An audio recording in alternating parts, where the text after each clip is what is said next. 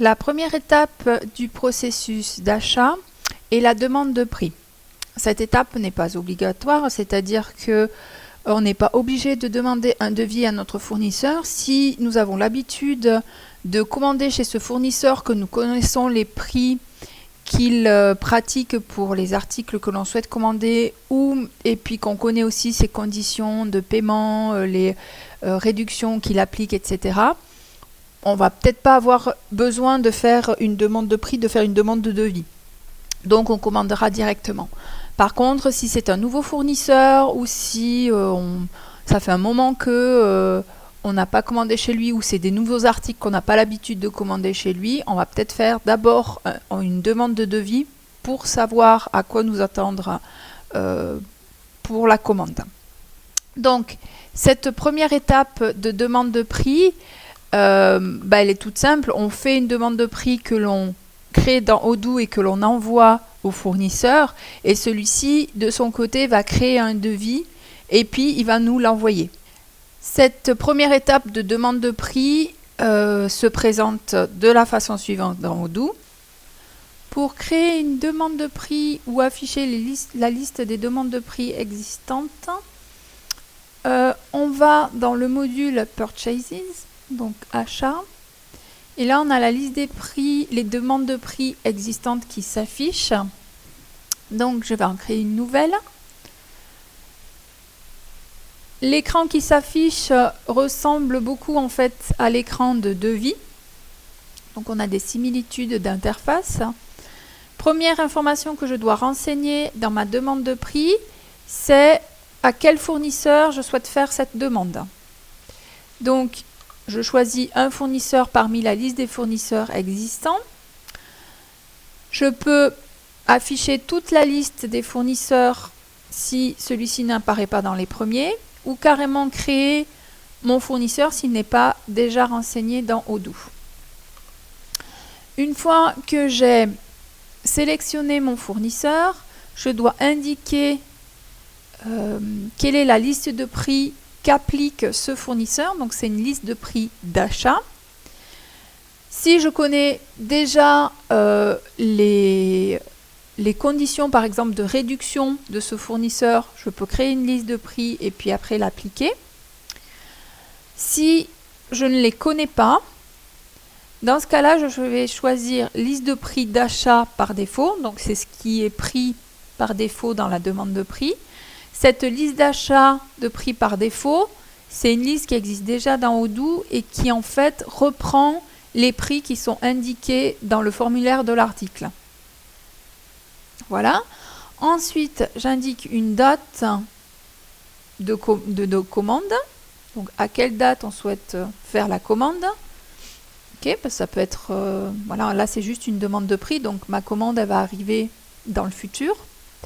Et puis, les articles qui seront commandés, si éventuellement il y a une commande, à quelle société ils doivent être envoyés. Ensuite, je dois indiquer quels articles concernent cette demande de prix. Donc, pour quels articles je veux avoir des informations sur le prix d'achat.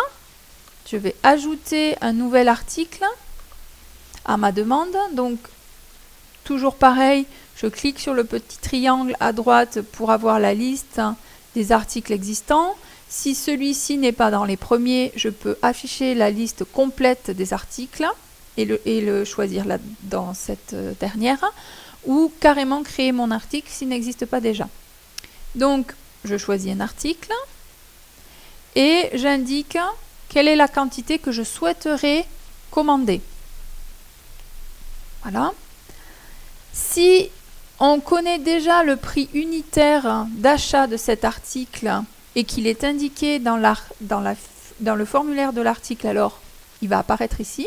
Mais si on ne le connaît pas, dans le formulaire de l'article, on n'aura rien indiqué pour le prix d'achat. Donc ici, on aura 0 et le total de notre demande de prix sera aussi à 0. Ce qui est normal puisqu'on attend justement de la part du fournisseur qu'il nous dise quels sont les prix qu'il pratique pour les articles que l'on liste ici. Ensuite, je vais dans le deuxième onglet, RFQ. Donc RFQ, ça signifie Request for Quotation, c'est-à-dire demande de prix en anglais. Ils n'ont pas fait la traduction. Voilà. Donc, dans cet onglet-là, je dois indiquer les conditions de règlement si je les connais. Donc, si c'est un fournisseur chez qui j'ai l'habitude de commander, je sais très bien que, par exemple, il souhaite que l'on verse un acompte à la commande et puis qu'on paye le reste de la facture au moment de la réception des articles. Donc, dans ce cas-là, on a créé une condition de règlement pour ce fournisseur et puis je vais l'utiliser ici. Donc, il s'agit bien d'une condition de règlement d'achat. Si on ne sait pas quelles sont les conditions de règlement de ce fournisseur, on n'indique rien et on pourra les ajouter ensuite quand on aura reçu le devis, puisque cette information sera très certainement notée sur le devis. Les autres informations concernent le devis une fois qu'on l'a reçu, c'est-à-dire l'offre, jusqu'à quelle date elle est valide, donc notre devis jusqu'à quelle date il est valide. Et puis ici, on a les informations qui concernent la commande elle-même.